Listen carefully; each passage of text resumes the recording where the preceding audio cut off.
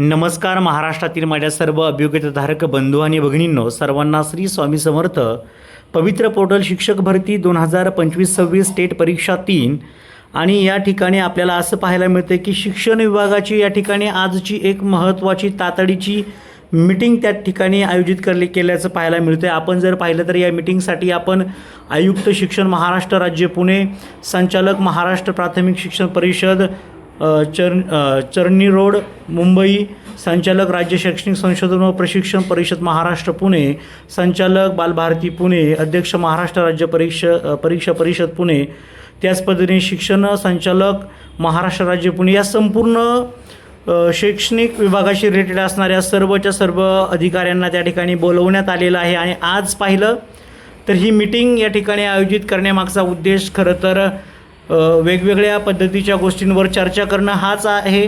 त्यामध्ये आपण जर पाहिलं तर ही मीटिंग या ठिकाणी माननीय मंत्री शालेय शिक्षण विभाग दादा भुसे यांच्या मार्गदर्शनाखाली ही ऑनलाईन स्वरूपाची मीटिंग या ठिकाणी आयोजित केलेली आहे. आणि या ठिकाणी आपण जर पाहिलं तर या ठिकाणी त्याला वेगवेगळ्या विषयांचं स्वरूप आहे. त्यामध्येच आपला सगळ्यात महत्त्वाचा विषय जो की पवित्र पोर्टल भरतीचा विषय देखील त्या ठिकाणी घेण्यात आलेला आहे. पवित्र पोर्टल भरती पदोन्नती संदर्भातील निर्णय, त्याच पद्धतीने निर्णय तातडीने घेण्यात यावे. शिक्षक भरती नोंदणी करावी. म्हणजेच या ठिकाणी आपण जर पाहिलं तर पवित्र पोर्टल भरती, त्याच पद्धतीने पदोन्नती संदर्भ यावरती तातडीने निर्णय घेण्यात यावे, अशा पद्धतीचं त्या ठिकाणी ह्या मीटिंगचा विषय देखील असणार आहे. त्याचसोबत वेगवेगळ्या ज्या गोष्टी आहेत यांवरती देखील त्या ठिकाणी आपण जर पाहिलं तर असे वेगवेगळे विषय देखील त्या ठिकाणी त्यांच्या बैठकीचे असणार आहेत.